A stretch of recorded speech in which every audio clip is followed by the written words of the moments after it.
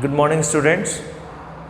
जैसा कि हमने लास्ट क्लास में पढ़ा था सेंटेंस के एलिमेंट्स, वहीं से हम आज फिर शुरुआत करेंगे। वर्ब में हम बात कर रहे थे फाइनाइट वर्ब की। फर्स्ट ऑफ ऑल हम फाइनाइट वर्ब के बारे में जानेंगे डिटेल्स में। जो फाइनाइट वर्ब होती है मैंने आपको बताया था लास्ट क्लास में, as we have already discussed about finite verb that we have 11 HV in this and 13 models. Verb form V1, verb form V1 plus S and ES, and V2 and form of B. So 11 HV, like first one is do, does, did, is, am, are, was, were, has, have, and had. We don't include has been, have been, because perfect से हमने continuous जब हम बनाएंगे tense में तो हम been जो B की फॉर्म है वो यूज़ करेंगे वहाँ पर, तो हम वैसे काउंट नहीं कर पाते। तो आप काउंट कर सकते हैं 1 2 3 4 5 6 7 8 9 10 11। ये 11 HVs होती हैं जो फाइनाइट वर्ब के अंदर इंक्लूड रहती हैं। 13 मॉडल्स में हम इंक्लूड कर सकते हैं can, could, may, might, must, shall, will, should, would, used to, need, dare और ought to। एक बार काउंट करके देख लेते हैं टोटल 13 मॉडल्स को हम। Can, could, may, might, must, shall, will, should, would, used to, need, dare, ought to। यहाँ से हम काउंट करेंगे 1 2 3 4 5 6 7 8 9 10 11 12 13। So we have 11 HV and 13 models. 3 forms of the verb we have and 1 form of B. तो यहाँ से total हमारे पास हो जाती है 28 फाइनाइट वर्ब्स, जो टोटल 28 होती है काउंटिंग में। अब कोई भी सेंटेंस बिना फाइनाइट वर्ब के बन नहीं पाता है, जैसे कि मैं आपको बता चुका हूँ पहले भी। किसी भी सेंटेंस को हम इमेजिन नहीं कर सकते बिना फाइनाइट वर्ब के। कोई भी सेंटेंस आप लिखोगे वो इन 28 वर्ब से ही होकर जाएगा। कोई भी सेंटेंस इस फाइनाइट वर्ब के अलावा संभव नहीं हो पाता है, नॉट पॉसिबल। बात करते हैं इसके बाद हम, आपको मैं बी की फॉर्म भी बता देता हूँ। टोटल 9 होती हैं। बी की फॉर्म कितनी होती है? टोटल 9 होती है। जिसे हम ये भी देख लेते हैं, बी, बीइंग, बीन और टू बी। 4 फॉर्म्स तो आपकी ये होती हैं, और जो लास्ट रिमेनिंग 5 फॉर्म है 1 2 3 4 5 प्रेजेंट डेफिनेट और प्रेजेंट कंटिन्यूअस और पास्ट कंटिन्यूअस की फॉर्म्स। फिलहाल हम यहाँ आपके देखते हैं आगे infinite verbs.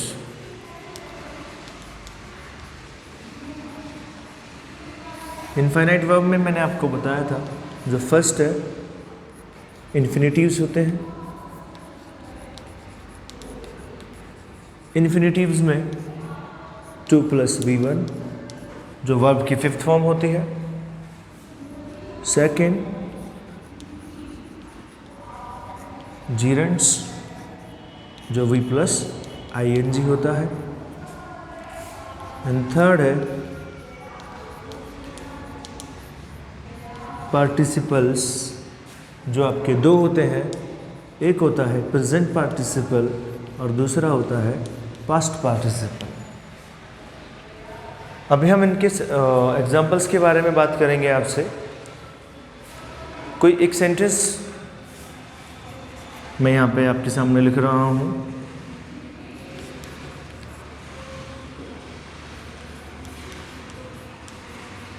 The sky is blue. इसमें जो इज है वो लिंकिंग वर्ब है।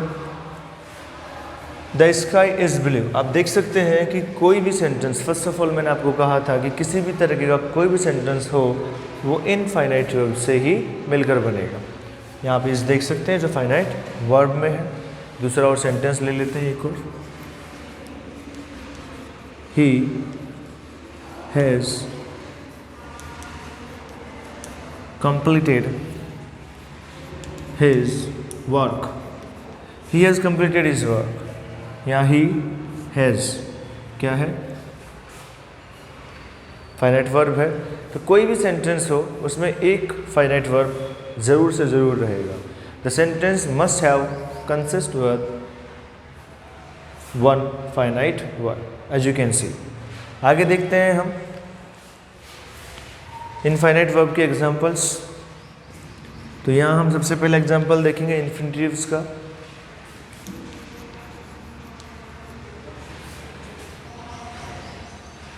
आई have my books to read. मेरे पास मेरी पुस्तकें पढ़ने के लिए हैं। To read. एक और एग्जांपल देख लेते हैं इसी का। I am going to market to buy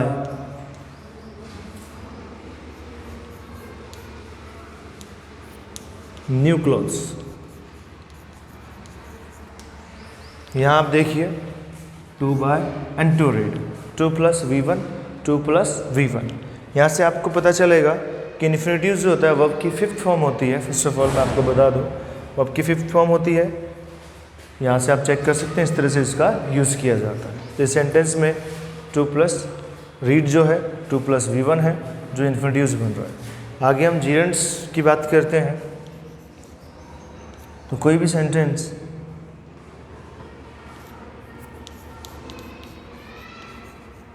Sita is eating food, ये वर्ब की 4th फॉर्म है ईटिंग, जो ING की फॉर्म होती है जीरेंट्स की। पार्टिसिपल प्रेजेंट, मैनी सेंटेंसेस में आपको समझा देता हूँ। Present participle I am going to market, यहाँ पर भी प्रेजेंट पार्टिसिपल। ऐसा सेंटेंस जो प्रेजेंट में है वो प्रेजेंट पार्टिसिपल है, और जो वर्ब की 3rd फॉर्म के साथ है वो पास्ट पार्टिसिपल होता है। Present he is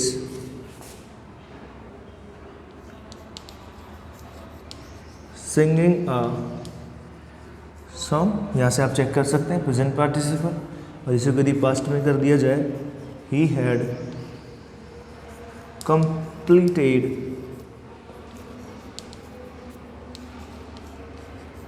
his work. एक बार फिर से मैं आपके साथ ब्रीफ कर देता हूँ आपको।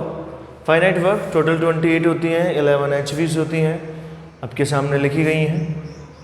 13 मॉडल्स होते हैं, 3 वर्ब्स की फॉर्म होती है, एक बी की फॉर्म होती है। टोटल 9 होती है बी की फॉर्म, जिनमें हम बी बिंग बी और टू बी को ही इंक्लूड करते हैं फाइनाइट में।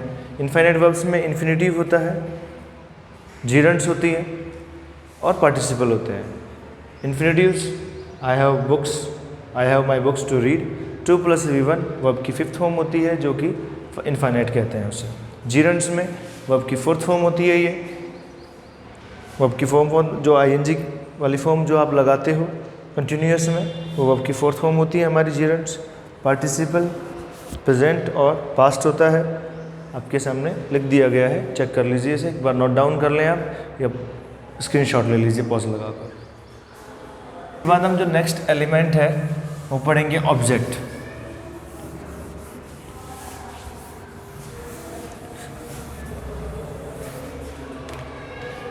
Okay students, object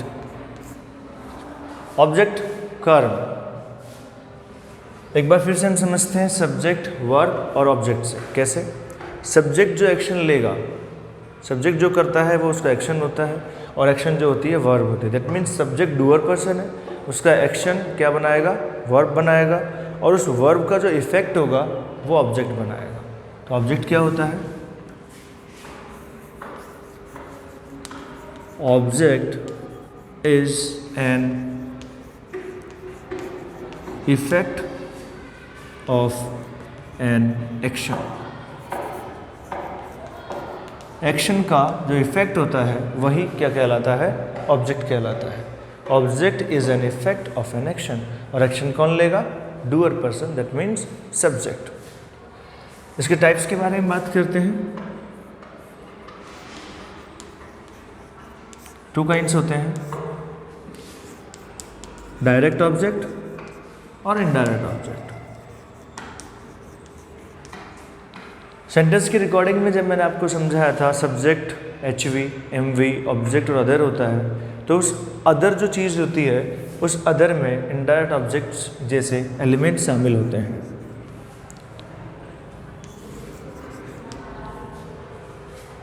direct object को समझते हैं। सबसे पहले डायरेक्ट ऑब्जेक्ट इफेक्ट होगा एक्शन का, एक्शन कौन लेगा, सब्जेक्ट। तो सब्जेक्ट जब एक्शन लेता है तो जो डायरेक्ट इफेक्ट होता है वो डायरेक्ट ऑब्जेक्ट बनता है, और उसके बाद जो इनडायरेक्ट इफेक्ट होते हैं वो इनडायरेक्ट ऑब्जेक्ट बनते हैं। या हम एक तरीके से और समझ सकते हैं कि जो पर्सन्स होते हैं वो सारे इनडायरेक्ट ऑब्जेक्ट होते हैं, और जो थिंग्स होती है वो डायरेक्ट ऑब्जेक्ट हो सकती है। या हम कह सकते हैं जो फर्स्ट इफेक्ट होता है किसी भी एक्शन का वो डायरेक्ट ऑब्जेक्ट होता है, सेकेंड इफेक्ट या उसके बाद की जो इफेक्ट होंगे वो इनडायरेक्ट ऑब्जेक्ट हो सकता है। या हम कह सकते हैं कि जो व्हाट का जवाब देगा, जो व्हाट का जवाब देगा वो डायरेक्ट ऑब्जेक्ट होगा, और जो हु का जवाब देगा वो इनडायरेक्ट ऑब्जेक्ट होगा। तो इसको एक बार एक्सप्लेन करते हैं, समझाते हैं इसको, समझिए। Answer of what, first thing, यहाँ पे भी हम लिख देते हैं आंसर ऑफ हु या वेयर, किसी का भी, व्हाट के अलावा यदि कोई भी आंसर हो तो इनडायरेक्ट ऑब्जेक्ट। सेकंड, थिंग्स जो होंगी वो डायरेक्ट ऑब्जेक्ट बनेगी, और जो पर्सन जो होंगे वो इनडायरेक्ट ऑब्जेक्ट बनेंगे। आगे देखते हैं,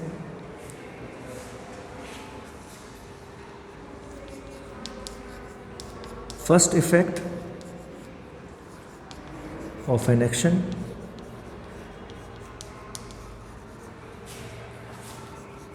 सेकेंड या उसके बाद का और भी इफेक्ट, एंड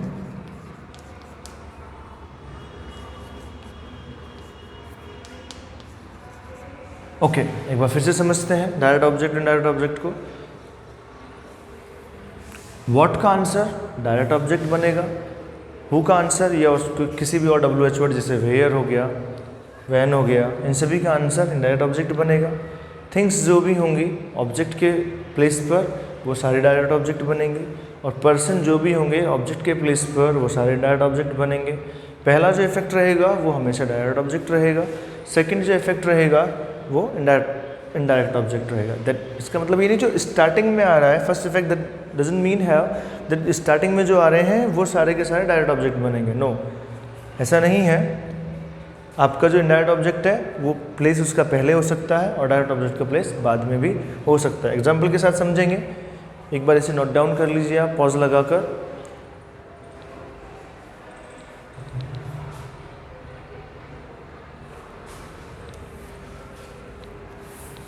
ओके, अभी हम एग्जाम्पल से समझेंगे इन्हें सभी को।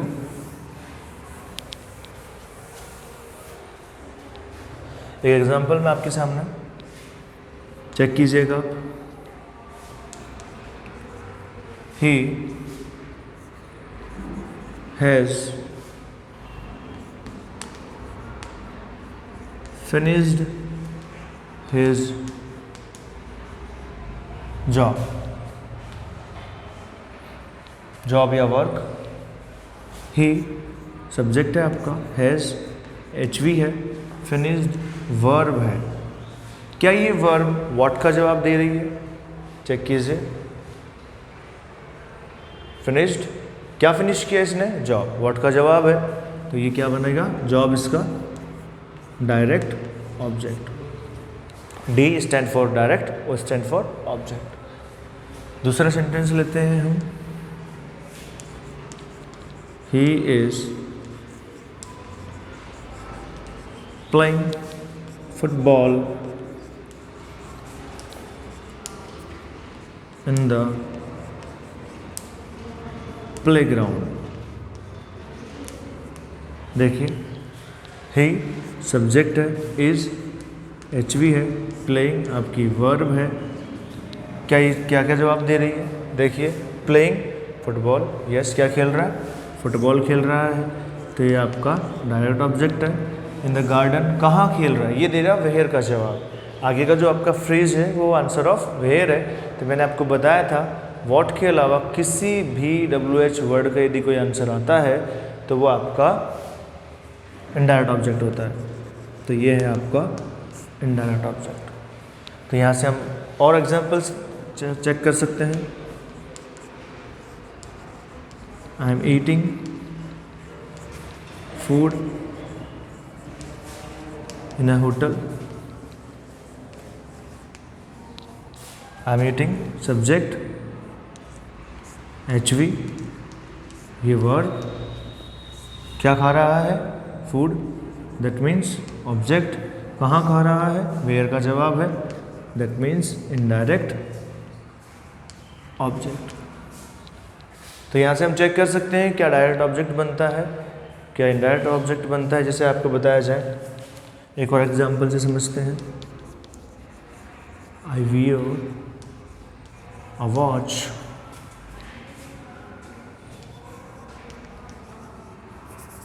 in my hand। I subject, verb का इफेक्ट क्या है? ऑब्जेक्ट होता है। ये आपका डायरेक्ट ऑब्जेक्ट है और ये आपका इनडायरेक्ट ऑब्जेक्ट है। और भी कई सारे एग्जांपल्स जो आपके बुक्स में आपको मिल जाएंगे, वो सारे आप चेक कीजिए, उन्हें फाइंड आउट करिए कि किस तरीके के डायरेक्ट ऑब्जेक्ट बन रहे हैं, कौन कौन से हैं जो इनडायरेक्ट ऑब्जेक्ट बन रहे हैं। एक्सरसाइज सॉल्व करेंगे, आपको और बेटर तरीके से अंडरस्टैंड हो पाएगा। इसे आप एक नोट डाउन कर लीजिए या पॉज लगाकर स्क्रीनशॉट ले लीजिए। नेक्स्ट जो एलिमेंट होगा सेंटेंस का वो है ऑब्जेक्ट कॉम्प्लीमेंट और subject complement. There are total 5 elements of sentences. First one we have read like subject, then verb, and then object. Now we will talk about fourth element, and that is subject complement। Subject complement क्या होता है? Subject complement का मतलब ही होता है किसी को complement देना, दैट मीन्स उसकी तारीफ करना। तो जो सब्जेक्ट को कोई कॉम्प्लीमेंट दिया जाता है तो वो सब्जेक्ट कॉम्प्लीमेंट होता है। दैट मीन्स डेफिनेशन भी यही है इसकी। अ कॉम्प्लीमेंट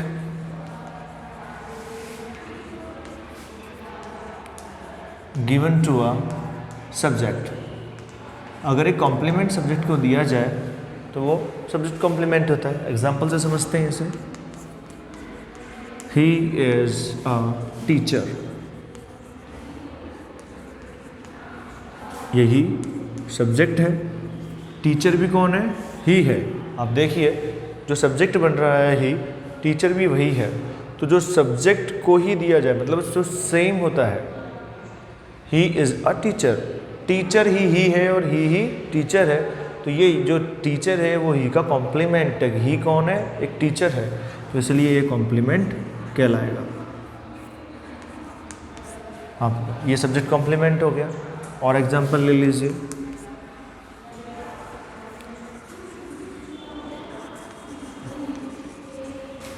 सुहाना इज अ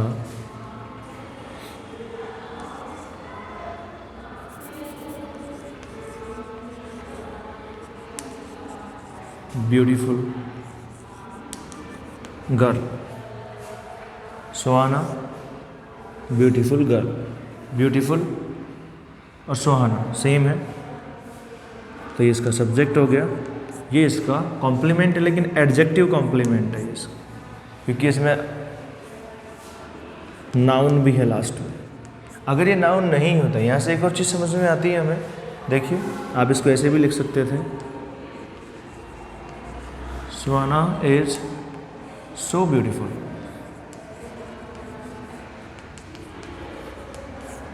यहाँ ये सब्जेक्ट का कॉम्प्लीमेंट था और वहाँ पर एडजेक्टिव कॉम्प्लीमेंट है। क्यों? क्योंकि वहाँ पर है वो नाउन। नाउन की वजह से, क्योंकि जो ब्यूटीफुल है ये इसको मॉडिफाई कर रहा है। ब्यूटीफुल कौन है? गर्ल। और गर्ल कौन है? सुहाना। तो जो गर्ल है वो सब्जेक्ट कॉम्प्लीमेंट है नाउनों का, एडजेक्टिव कॉम्प्लीमेंट बनकर अब यहाँ पर है सुहाना ब्यूटीफुल, तो सिर्फ एडजेक्टिव जो कॉम्प्लीमेंट है ये, और ये एडजेक्टिव कॉम्प्लीमेंट कह सकते हैं इसे उतार लीजिए, आप नोट डाउन कर लीजिए, sorry.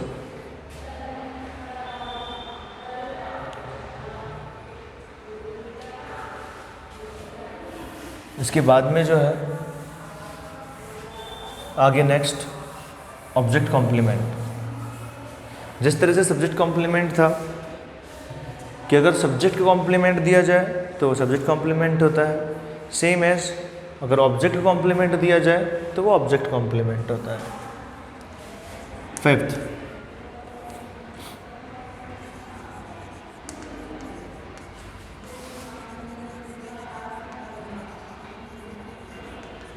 Object complement. Complement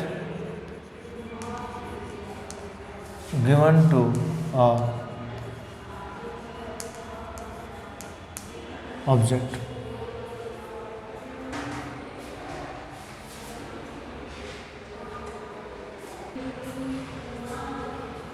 object complement को अभी एग्जांपल से समझते हैं एक बार फिर से। I found her so brilliant. अभी देखिए वहाँ पे जो एडजेक्टिव वर्ड आ रहा था वो सब्जेक्ट के लिए आ रहा था, यहाँ पर जो एडजेक्टिव वर्ड है वो किसके लिए है? हर के लिए। I found her so brilliant, जो ब्रिलियंट है वो हर है, ना कि आई। तो आई किसके प्लेस पे है? सब्जेक्ट के। और हर किसके प्लेस पे है? ऑब्जेक्ट के प्लेस पे है। तो यहाँ से हम चेक कर सकते हैं कि ये जो चीज़ है सो ब्रिलियंट एडजेक्टिव वो किसके लिए आया हुआ है? ऑब्जेक्ट के लिए। तो ये ऑब्जेक्ट कॉम्प्लीमेंट बनता है। सेकेंड एग्जाम्पल से एक बार फिर समझते हैं हम। आई कंसीडर हिम अनवर्थी, मेरे वो किसी काम का नहीं है। आई सब्जेक्ट है, फिर से ऑब्जेक्ट है, और ये ऑब्जेक्ट को कॉम्प्लीमेंट दिया गया तो ये ऑब्जेक्ट का कॉम्प्लीमेंट बनता है। दैट मीन्स सब्जेक्ट कॉम्प्लीमेंट और ऑब्जेक्ट कॉम्प्लीमेंट में यही डिफरेंस होता है। यदि कॉम्प्लीमेंट आप सब्जेक्ट को दे रहे हैं तो वो सब्जेक्ट कॉम्प्लीमेंट बनता है, यदि आप कॉम्प्लीमेंट ऑब्जेक्ट को दे रहे हैं तो वो ऑब्जेक्ट कॉम्प्लीमेंट बनता है। तो 5 एलिमेंट्स हमने अब तक पढ़ चुके हैं। We have read 5 elements of sentence so far. First one is subject, second one is verb, third one is object, and fourth one is subject complement, fifth one is object complement। ये सारी चीज़ें आपको पता होनी चाहिए। आप एक बार इसे नोट कर लीजिए पॉज लगाकर, या स्क्रीनशॉट ले लीजिए इसका।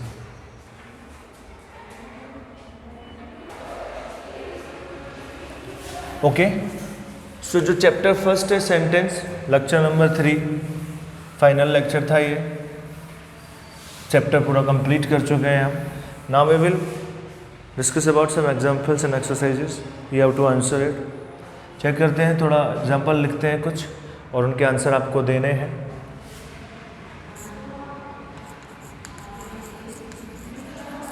Find out the type of sentence. Exercise है आपकी कि आपको सेंटेंस का टाइप फाइंड आउट करना है। मैं कुछ सेंटेंसेस लिखूंगा यहाँ पर, आपको ये फाइंड आउट करना है whether it is exclamatory, imperative, optative, simple, like that, compound और कॉम्प्लेक्स। ये सभी सेंटेंसेस के मैं सेंटेंस लिख रहा हूँ यहाँ पर।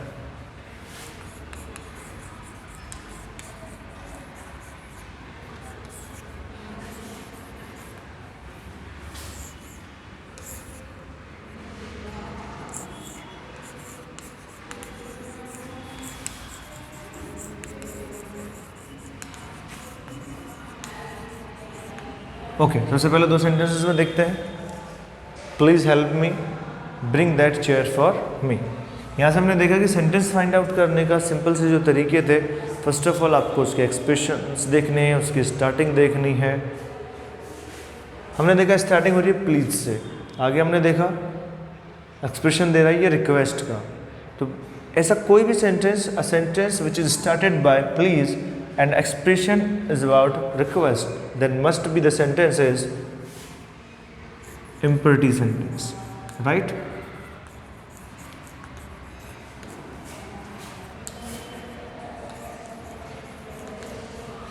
Bring that chair for me. Bring verb की फर्स्ट फॉर्म से स्टार्ट हो रहा है, V1 से स्टार्ट हुआ। V1 से स्टार्ट होने वाले सारे सेंटेंस क्या होते हैं? अगेन इम्परेटिव सेंटेंस होते हैं। मैं शॉर्ट में लिख रहा हूँ इम्परेटिव सेंटेंस। तो दोनों सेंटेंस हमने चेक किए, दोनों के दोनों सेंटेंस हमें स्टार्टिंग से लगे। V1 से स्टार्ट होने वाले भी इम्परेटिव होते हैं और प्लीज़ काइंडली से स्टार्ट होने वाले भी इम्परेटिव सेंटेंस होते हैं।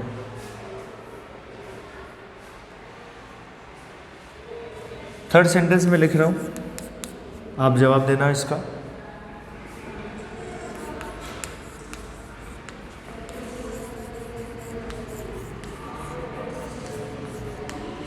He is very poor.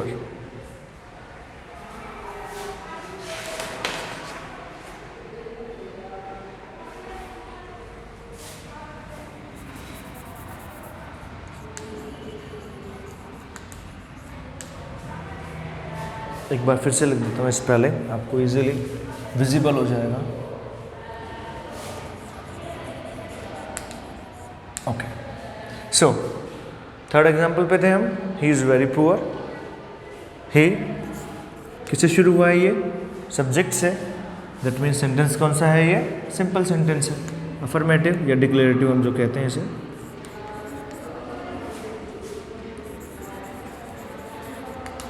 Declarative sentence. Fourth one, एक और सेंटेंस हम देखते हैं।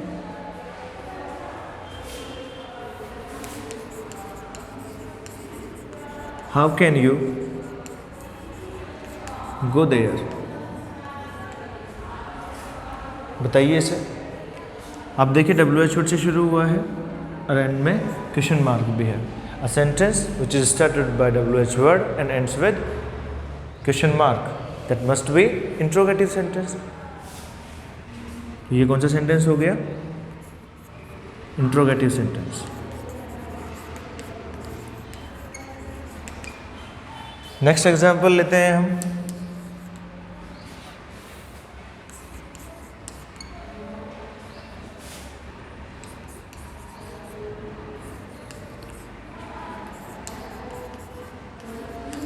ओह, you are such a bad person.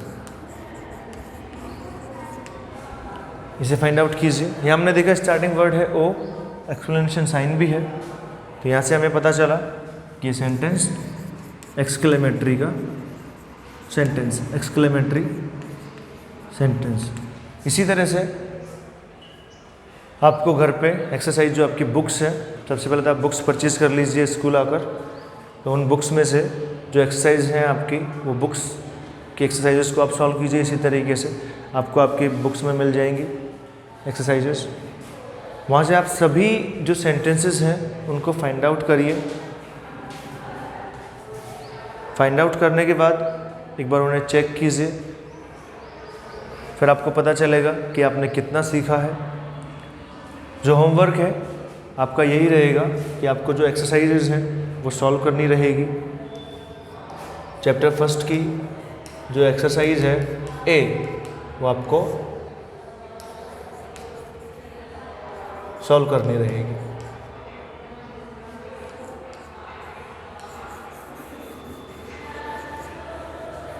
Thank you so much.